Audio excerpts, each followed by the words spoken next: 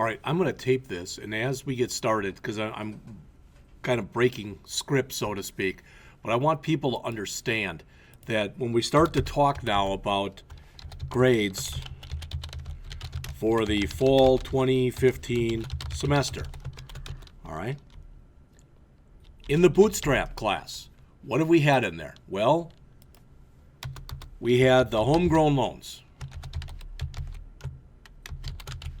All right, that was really the first assignment you had.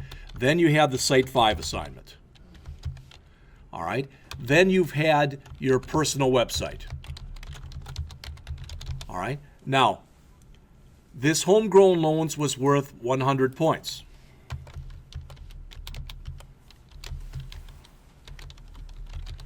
The Site 5 assignment was worth 100 points.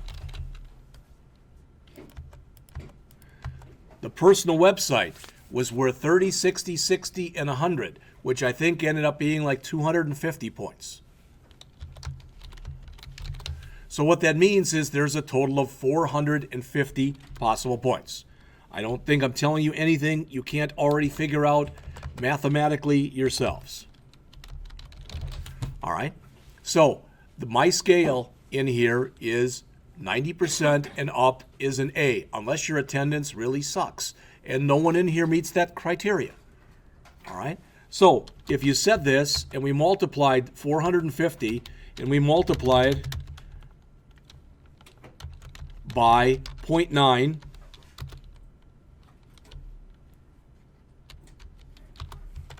that's going to be approximately 400 points.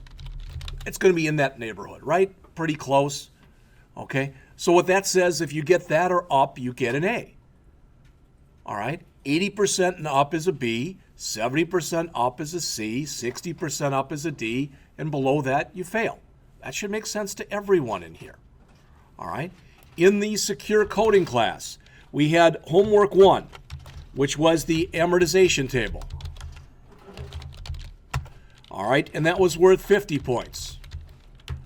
We had homework 2, and that was the prime numbers, the reverse, and whatever the other, and that day one, you know, the leap year.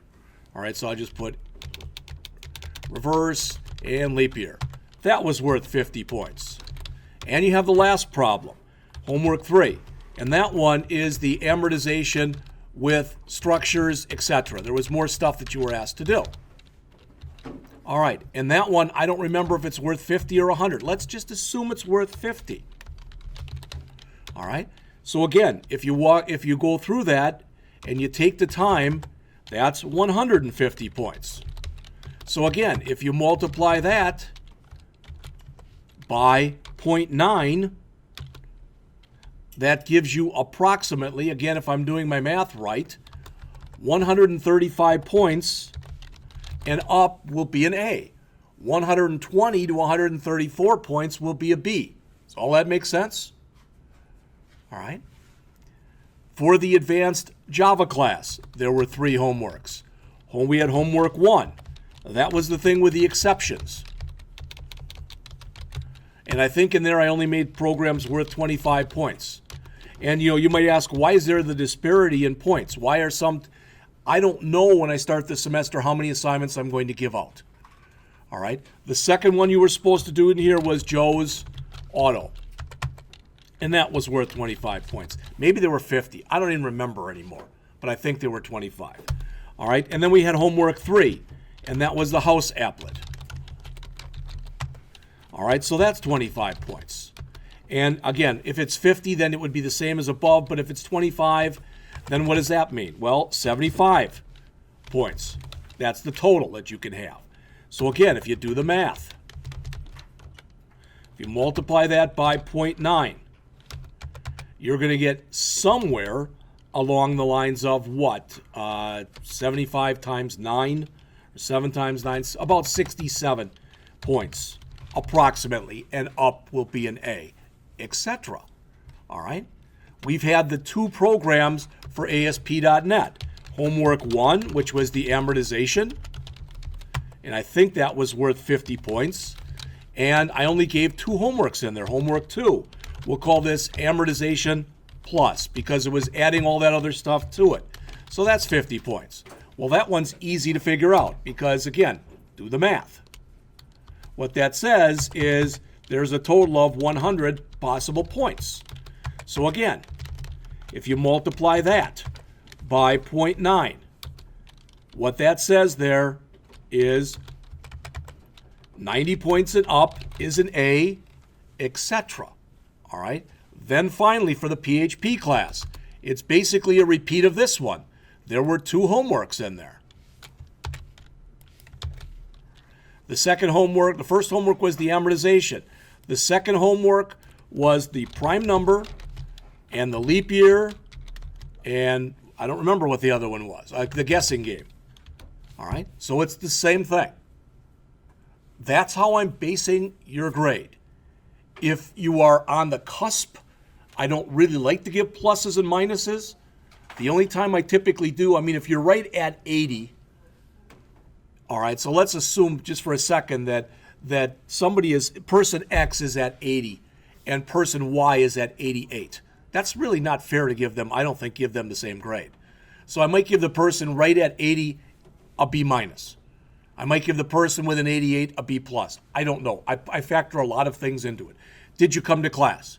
When you were at class, did you actually seem to be working? That kind of stuff. And the reason I'm saying this and the reason I'm taping it is not so much for you guys, but for the people who are not here. All right? There are a few people who are in this class that literally show somewhere between 10 and 25% of the time. That's why next semester I've already written, you can already go out there and see them if you're interested. I'm just going to show you one of them. So for instance, for next semester, for the 152, 153, the iPhone class, I've already got the syllabus, etc. out there. And notice what it says. It says that on every syllabus that I have. And what that means is if you miss 50 or more percent of the time, you're going to be dinged 10% right there. So the only way that you're going to get an A in the class is if everything you turn in is perfect. Does all that make sense? I'm not trying to be a hard ass. I'm not trying to be unfair. I'm trying to be real here. And like I said, especially with attendance, I can't see anybody in this room that's a problem with. But I have to start being more fair to the people who are here and the people who are getting their work done on time, as opposed to the people who aren't here and or the people who aren't getting their work done on time. All right? So I'm going to save this, and I'm just going to literally throw a copy of this on every single one of those 5 classes. So people say, well, I didn't see it. Okay? And I'm going to put an announcement out there, and it's going to get sent to you.